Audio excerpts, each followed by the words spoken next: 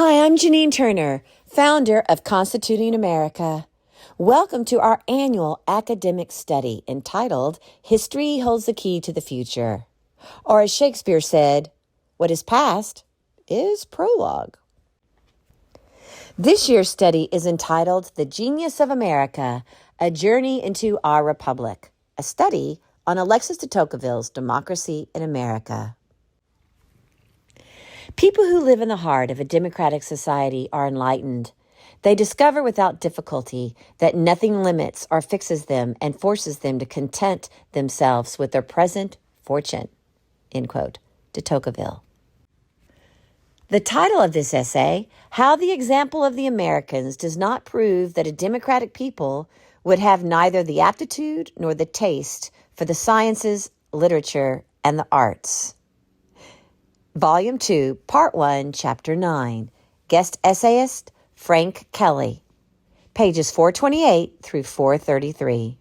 In Volume 2, Chapter 9 of Democracy in America, Alexis de Tocqueville challenges the beliefs of some European cynics of democracy that America's equal political system suppresses or destroys interest in, and indeed the development of, sciences, literature, and arts.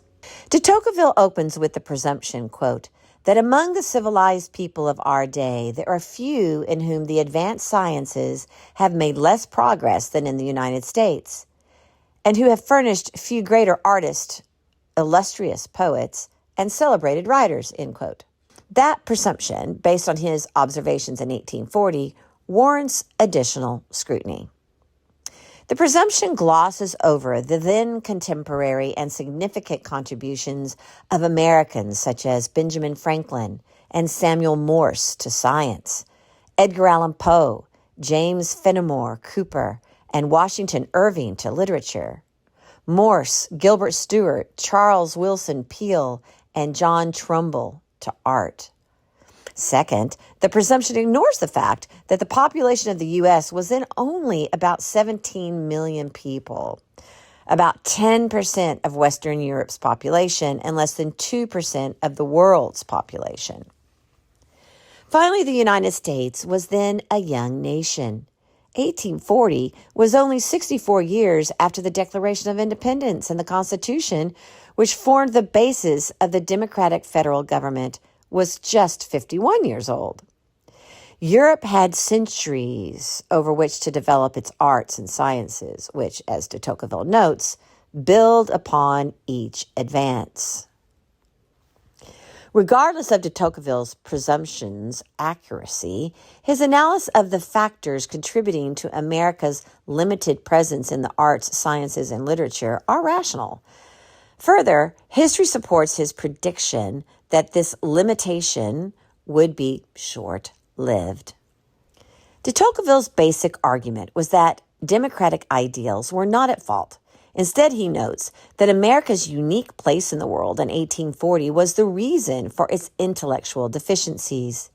He set forth several explanations of the uniqueness.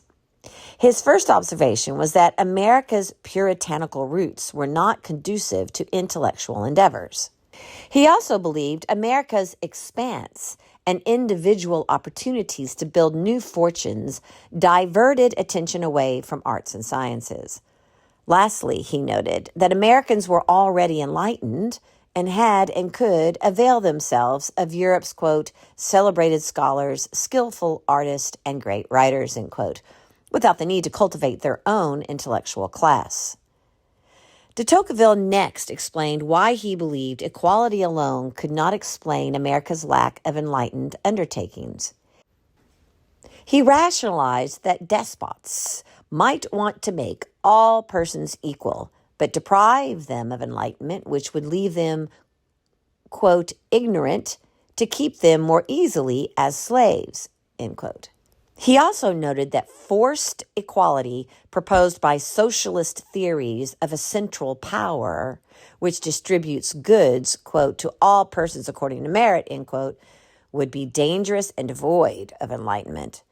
These socialist ideals underlie the governments of China, Cuba, North Korea, and the Soviet Union. De Tocqueville writes that when people, quote, who live in the heart of a democratic society are enlightened, they discover without difficulty that nothing limits or fixes them or forces them to content themselves with their present fortune." End quote. The free people then seek to increase their fortunes, but natural inequality due to differing enlightened intelligence and diligence better rewards some over others. After society has met its material needs, de Tocqueville suggests that the people will, in varying degrees, engage in, quote, "the works and pleasures of the intellect," end quote. Over time, quote, "the number of those who cultivate the sciences, letters, and arts becomes immense," end quote. While these works may be imperfect and individual efforts may be small, the sheer volume of the works will amalgamate into a great result.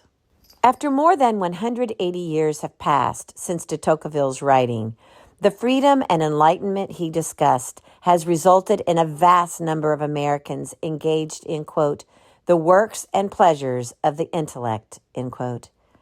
In turn, this engagement has yielded enormous gains in arts, literature, and sciences. The number of Nobel Prize awards in its 6 categories, physics, chemistry, physiology or medicine, literature, peace, and economic sciences, is a simple metric that validates de Tocqueville's postulation.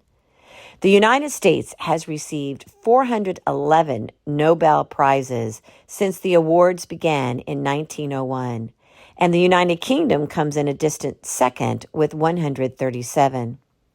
Further, de Tocqueville's belief that despotic or socialist societies are not conducive to the arts and sciences is substantiated by the fact that China, even with a population about 4 times that of the United States, falls way behind with only 8 Nobel laureates.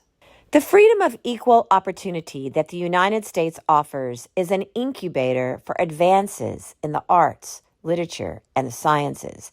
And as Alexis De Tocqueville would say, Americans have both the aptitude and the taste for the sciences, literature, and the arts.